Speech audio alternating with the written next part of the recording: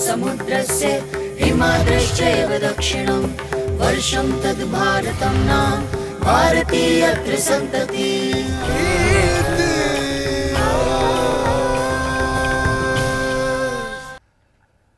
Namaste. Welcome to today's episode of Itihasa. Itihasa, itihi asa. This is indeed what happened. When we think of Itihasa, we usually tend to think of the Ramayana and the Mahabharata. More the second, because those expressions, Itihasa, are particularly used for the Ramayana and the Mahabharata. Today's episode of Itihasa focuses on the Mahabharata.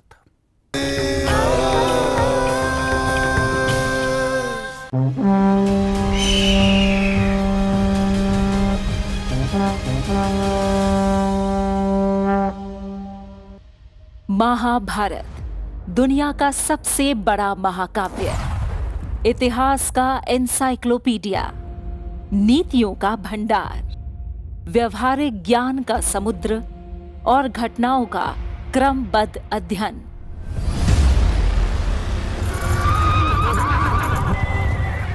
Mahabharat संग्रह है कुरुक्षेत्र के पवित्र मैदान में भगवान श्री कृष्ण के श्रीमुख से दिए जाने वाले गीता के ज्ञान का। महाभारत कथा है भारत की सदियों पुरानी सभ्यता की, अधर्म पर धर्म के विजय की, कौरवों के हार की, पांडवों के जीत की, कुंती के त्याग की, द्रौपदी की प्रतिज्ञा की। महाभारत के इन किरदारों को, इन घटनाओं को हमने पढ़ा है, सजीव चित्रण के जरिए जिया भी है। किंतु प्रश्न ये उठता है कि क्या हमने महाभारत के ज्ञान की अविरल धारा को सही मायनों में आत्मसात किया है? क्या हमने वेद व्यास की रचना के एक एक पात्र की कहानी को जाना या समझा है? जिस प्रकार ज्ञान के सागर में मंथन करने पर नई नई सभ्यताओं और विकास को जोड़ने की कड़ियां मिलती हैं, या यूं कहें कि ब्रह्मांड के रहस्यों को जानने के लिए जिन्होंने जिस भी दिशा में शोध किया उन्हें कुछ वैसा ही मिला है। महाभारत भी ऐसा ही अनंत सागर है, जहां कहानियां और घटनाओं का अभिप्राय भी शोधकर्ता और अज्ञेयता की दिशा के अनुसार आकार लेता है। महर्षि व्यास ने ऐसी ही अद्भुत कहानियों को लेकर महाभारत की रचना की, जिसे भगवान गणेश ने कलमबद्ध किया। वैदिक काल से लेकर अब तक भोजपत्र, ताड़पत्र और कागज पर लिखी गई महाभारत की पांडुलिपियां विभिन्न भाषाओं में संकलित हैं। महाभारत में न्याय, शिक्षा, चिकित्सा, दान और पाशुपत यानी अंतर्यामी की महिमा का भी विस्तृत चित्रण है। साथ ही देवता, मनुष्य आदि भिन्न भिन्न योनियों में जन्म लेने का कारण भी बताया गया है। इन सब में बड़ी बात यह है कि ये सब भी कथाओं के रूप में ही हैं। केवल 5 पद तो मांगे थे पांडु पुत्रों ने, पानीपत, सोनीपत, बागपत, तिलपत और इंद्रपत। पर जब 5 गांव देने से भी मना कर दिया धृतराष्ट्र के पुत्रों ने, तो युद्ध अवश्यम भावी हो गया था। एक ऐसा युद्ध जिसने एक वंश, एक नगर, एक राज्य, एक राजधानी, एक देश, एक संस्कृति, एक युग नहीं, पूरे भारतवर्ष को महाभारत नाम की रक्त रंजित मृत्यु और महानाश के मुख में धकेल दिया था। कौरवों पांडवों की शिक्षा परीक्षा की कहानी, कर्ण के अभिशाप की कहानी, शकुंतला दुष्यंत की कहानी, सावित्री सत्यवान की कहानी, व्याध कौशिक की कहानी, संजय विदुला की कहानी मर्म को छूने वाली है। सृष्टि और प्रलय की कथा, प्रकृति के स्वरूप का चित्रण, योग के सभी रूपों का विश्लेषण, अर्थव्यवस्था की परिकल्पना, पर्यावरण संरक्षण का प्रसंग, राजनीति के नियम और शासन चलाने की नीतियां, ये सभी महाभारत की कथाओं के स्रोत रहे हैं। इसलिए कहा गया है यदि हास्ति तदन्यत्र यन्न हास्ति न तत्क्वचित्, अर्थात जो कुछ इसमें वर्णित है वो कहीं ना कहीं दिख ही जाएगा, लेकिन जो इसमें वर्णित नहीं है वो कहीं नहीं होगा, ये निश्चित है। सहस्त्रों वर्षों की घटनाओं का क्रमवार लेखन और इससे भी बड़ी बात कि आने वाले सहस्त्रों वर्षों तक इन घटनाओं को दुनिया के बड़े हिस्से में उसी स्वरूप में पहुंचाना और जीवन व्यवहार के क्रम में लोक चर्चा का हिस्सा बना देना किसी आश्चर्य से कम नहीं। इस आधार पर कह सकते हैं कि महाभारत के विभिन्न पात्रों से कौन परिचित नहीं, लेकिन इस सच की एक सीमा है। योगीराज कृष्ण, पांडव, कौरव और दोनों पक्षों से जुड़े विशिष्ट लोगों की कथाएं तो वास्तविकता में हर किसी की जुबान पर हैं, लेकिन कई पात्र ऐसे भी हैं जो चर्चा से विलुप्त रहे। इसके साथ ही महाभारत के बड़े पात्रों से जुड़ी कुछ घटनाएं भी हैं जिनकी अधिक चर्चा नहीं हुई। इतिहास की इस कड़ी में बात होगी महाभारत के उन पात्रों और उन कहानियों की जिनकी चर्चा कम या ना के बराबर होती है, जो आज लोगों की दृष्टि से ओझल और गौड़ भी हैं। बर्बरीक, घटोत्कच, इरावान, उडुपी, चित्रांगदा कुछ ऐसे ही पात्र हैं। और क्या थी ऐसी घटनाएं जिनके बारे में भी कम ही जानकारी है। इतिहास की इस कड़ी में बातचीत इन्हीं बिंदुओं पर।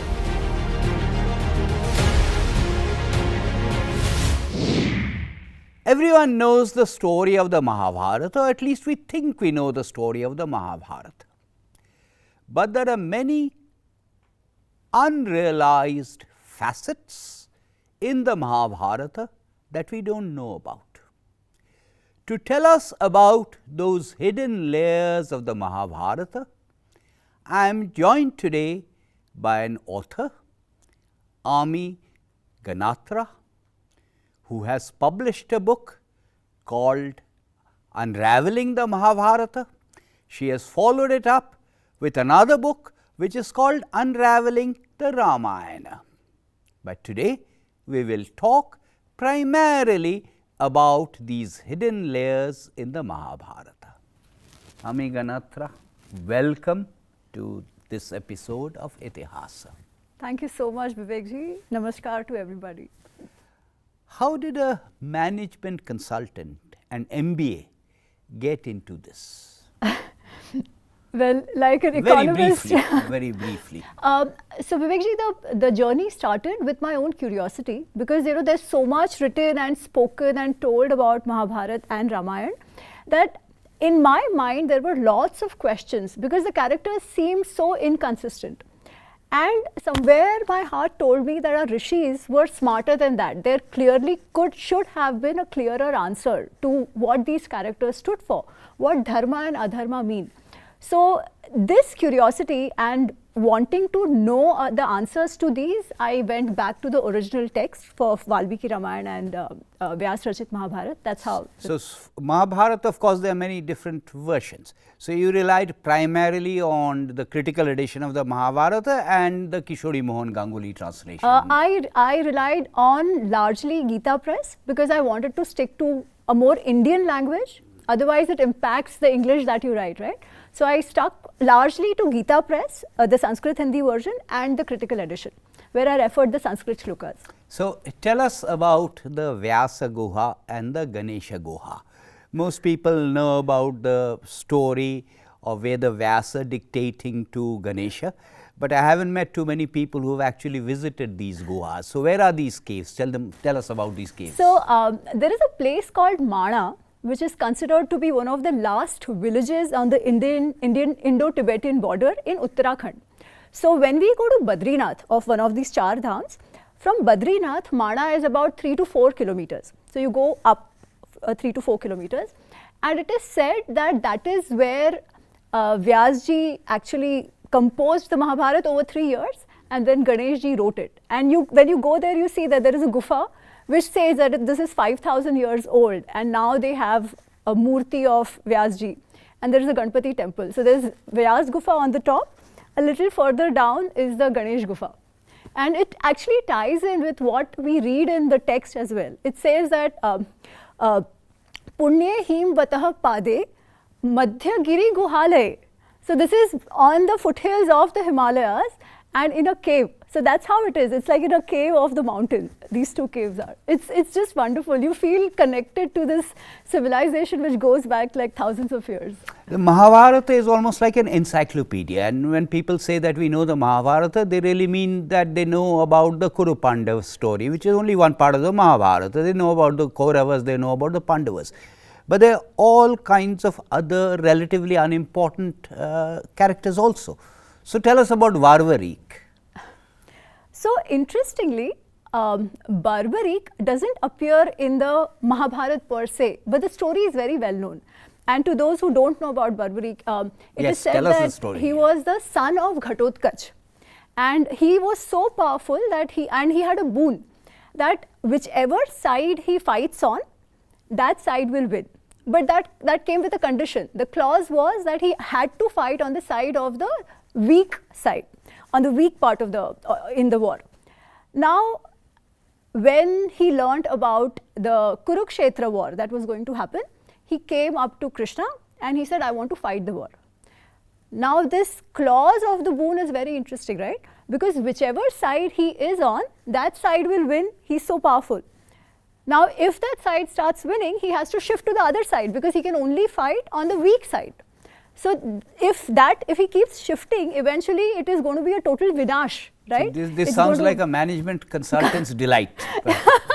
We keep getting our money that way, yes. Yeah. Anyway, continue. So, so then Sri Krishna, it is said, he said that, okay, you can't fight the war, but if you want to see the war, what Krishna basically does is he beheads Barbarik, and then the head is put on the top of a mountain from where Barbarik can see the entire war.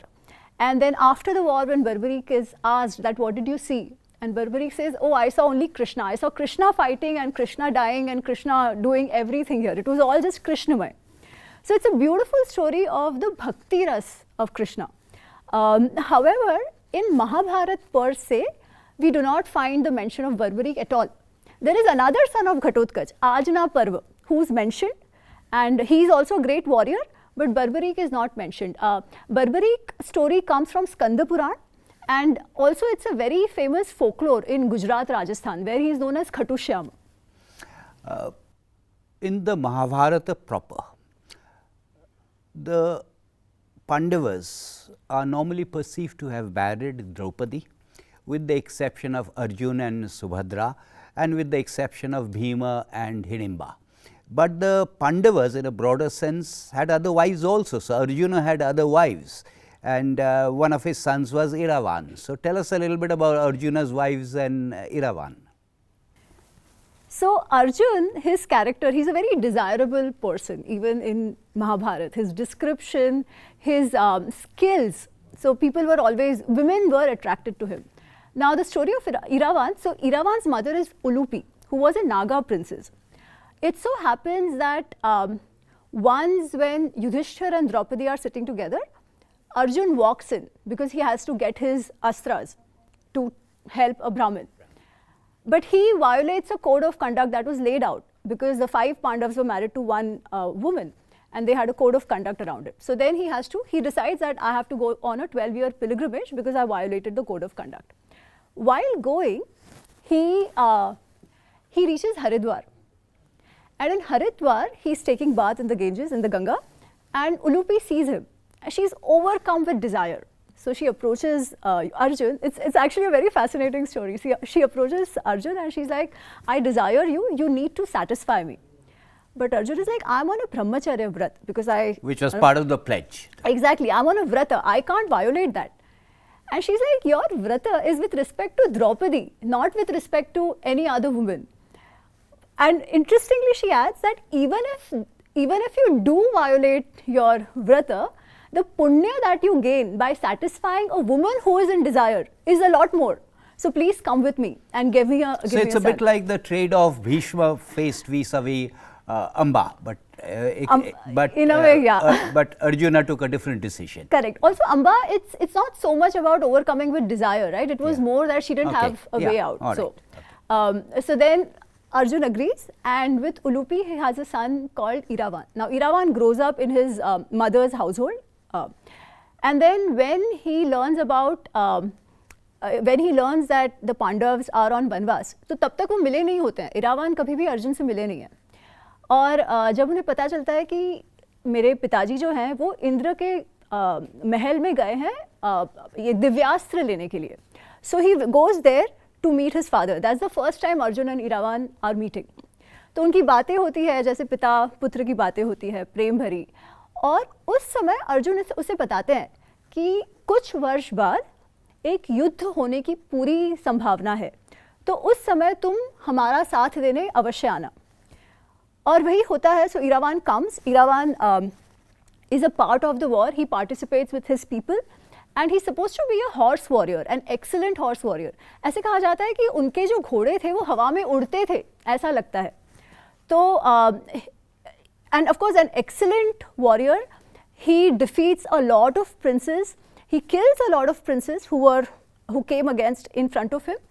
Then on the 8th day, what happens is that 6 princes from Gandhar, जो दुर्योधन के मामा का घर है, वहाँ के जो 6 युवराज हैं, उनसे इरावान की झपट होती है. और at one point ऐसे लगता है कि Iravan will die because the 6 of them are on him, but he still comes out. जैसे हम देखते हैं ना, like Rajnikant, he comes out and he just cuts off their limbs. So when Duryodhan sees it, he realizes that this person cannot be defeated in a normal way. So he calls Alambush, who's a Rakshasa, and Alambush then eventually kills Iravan. So Iravan is the first son of the Pandavas who gives up his life on the 8th day of the war. And Alambush, of course, brings to mind Ghatotkacha also. So very, very quickly tell us about Ghatotkacha, very quickly, because most people know about Ghatotkacha. The one thing I'd say is a lot of people think Ghatotkacha came later to fight the war because that's how they show it in the TV series. That's not the case. Ghatotkacha is there from day 1, and not just during the war. Ghatotkacha has helped the Pandavas during the Vanvas as well. Throughout the Vanvas, he's with them, like supporting them as needed. And Ghatotkacha does 2 things in the war. Of course, apart from, showing his shaurya and killing so many enemy sena.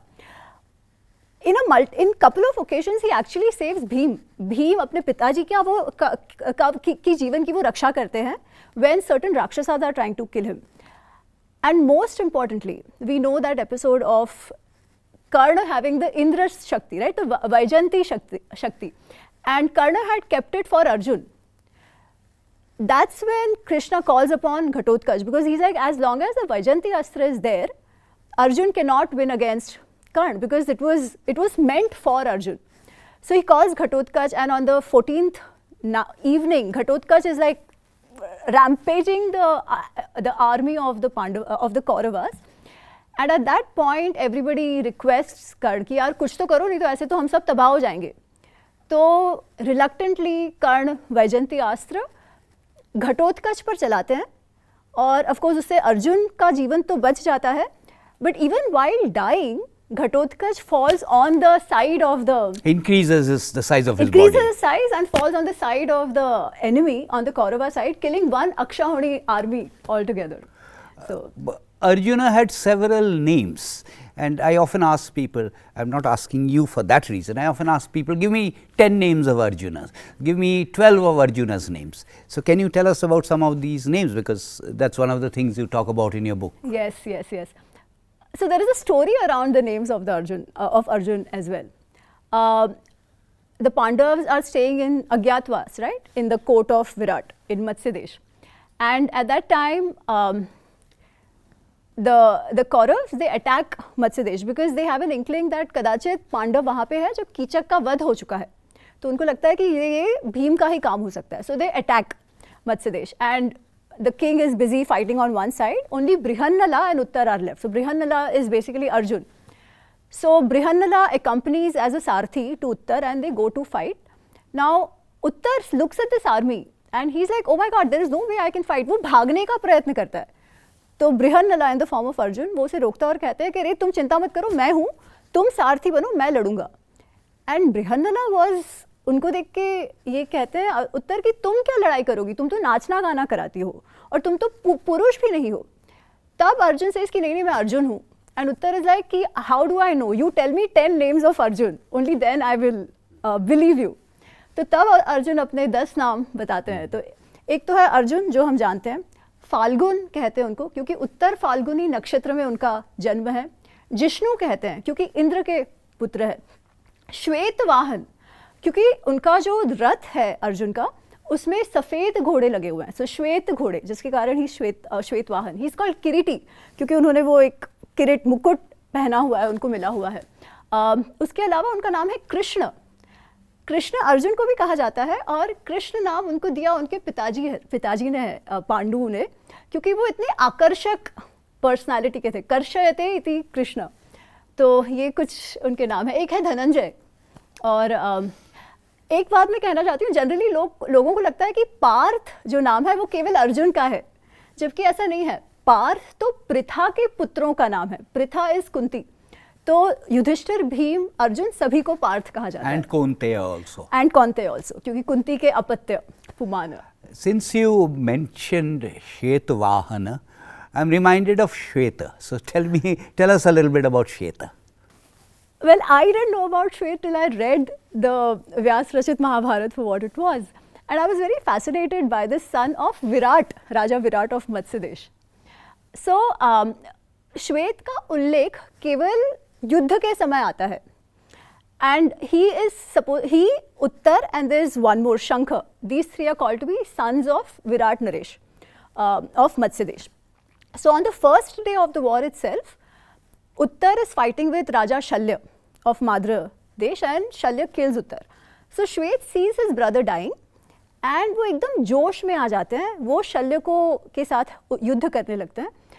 एक समय ऐसा है जब वो शल्य के रथ पर चढ़कर उनको मारने वाले होते हैं, पर और कौरव सैनिक तब तक आ जाते हैं और शल्य को बचा लेते हैं. But this guy is unstoppable. So he keeps fighting and fighting and fighting and then he comes face to face with Bhishma. And still this young boy is not at all intimidated. वो भीष्म पर वार शुरू कर देते हैं कि वो क्या, the word used is विदीर्ण हो जाती है. भीष्म का पूरा शरीर एरो से विदीर्ण हो गया है. He is mangled with the arrows of Shwet. And there are other yodhas of the Kaurav side who come to protect Bhishma, and even them he takes on. So this young guy takes on the other 6-7 yodhas together. Then at one point, Bhishma is very appreciative. He's looking admiringly at this guy, but he knows that, he has to kill him. Then at one point, Bhishma attacks, and Shwet dies on the first day itself. But the whole description of the way this young man fights is just beautiful, and even Bhishma only has good things to say about him. Since we have been talking about fighting, it reminds me of the vyuhas, the battle formations, the army formations. Did you count how many vyuhas were actually used in the Kurukshetra war? What were some of the major ones?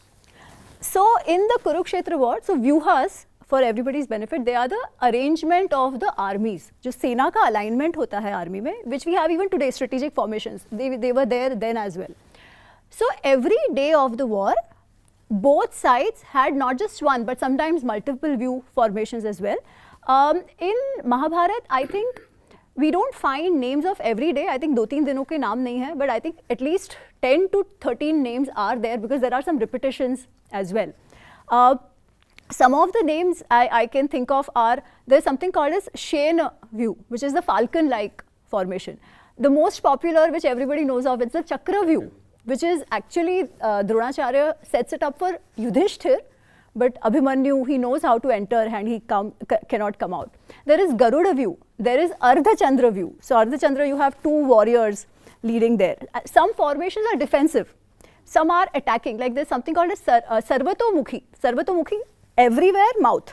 So basically you can attack from everywhere. It is an offensive position. Then there is Vajra view. So in Vajra view, it's like a diamond shaped formation, like a lightning bolt, if I may, where you have, of course, warriors every side, but you protect your king inside. So that is a defensive position. One view I find very fascinating, it's called the Chakra Shakata view. Actually, the Chakra Shakata view is formed on the day Jayadratha is eventually killed, but it is formed to save Jayadratha from Arjun, because Arjun had taken a pratigya that he will kill Jayadratha, and he had announced it. Krishna was not happy about it, but nevertheless. So the clause was Arjun had said that either I kill Jayadratha or I jump into the fire and kill myself. Now the Kauravas had a chance, right? They're like, the only thing they had to do was protect Jayadratha and everything would be taken care of. So the outermost formation is a Chakra Shakata view, which is like a wagon and wheel. That formation. Then when you go in, there was an ellipsis formed. Then within that there was a Padma view, like a lotus shaped formation which had like dense crowding of the soldiers. Within that there was a Shuchi Mukha, like a needle, mouth of a needle. And there is where Jayadratha is actually positioned. Still Arjun breaks through all that and kills Jayadratha. So we've been talking about Vyuhas, but the Mahabharata also describes other places which are not directly related to the Kurukshetra war. For example, Dwarka. So tell us a little bit about the fortifications of Dwarka, because just as the Ramayana describes Ayodhya, the Mahabharata has a description of the fortifications, specifically the fortifications of Dwarka. So tell us about those. Again, I'll just give a bit of the context why this comes, right? Why Dwarka? So when the Dyuta Krida happens and the whole episode of Vastraharan and all that happens, that time Krishna is not there. Yeah, and everybody wonders where Krishna is. Why wasn't he present in such an important occasion? But eventually the Vanvas happens, and when the Pandavas are in Dvaityavana, that time Krishna comes to meet them and he is all shocked that अरे क्या हो गया, मैं नहीं था कुछ दिन तो क्या हो गया यहाँ पर. और तब युधिष्ठिर पूछते हैं कि आप कहाँ थे. So then Krishna explains that Shalva, because Krishna had killed Shishupal during the Rajsuya Yagna, and Shishupal and Shalva were very good friends. So Shalva then attacks Dwarka. And then that's when Krishna describes how they fortified Dwarka. And of course there are soldiers posted everywhere, internal to Dwarka, external to Dwarka. En route to Dwarka, they put iron nails and all these things that people couldn't come in, thorns. So if they come in with horses or something like that, the horses would, or even the Sena, they can't walk. Now Dwarka was like a dvipa, right? So there were boat services, Nauka services. Those were stopped. The bridges coming to Dwarka were cut off. Within the city, they dug underground tunnels. Like we have underground shelters today, there were underground shelters even then for safety when the army attacks. Some interesting policies that I found was that across Dwarka, जो हम कहते हैं ना कि दारूबंदी, तो दारूबंदी कर दी थी पूरे द्वारका में कि युद्ध के दौरान. And what was even more interesting is that all the natta natya, जो actors, performers होते हैं, they were asked to leave the city. None of these fine arts, performing arts wala artists were allowed to stay in, because many a times they come in as spies. So they were all asked to leave the city.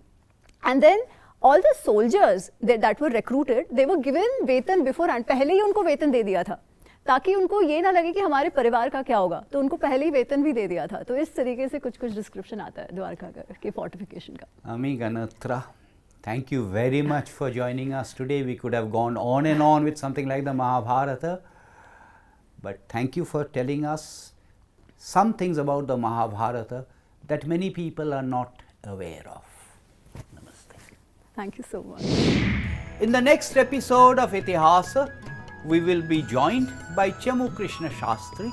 I will be in conversation with him about Sanskrita, its historical importance, its importance today, and also we will talk about Matri Bhasha, the mother tongue. Sanskrit भाषा सरला अस्ति, सम्भाषणयोग्या अस्ति.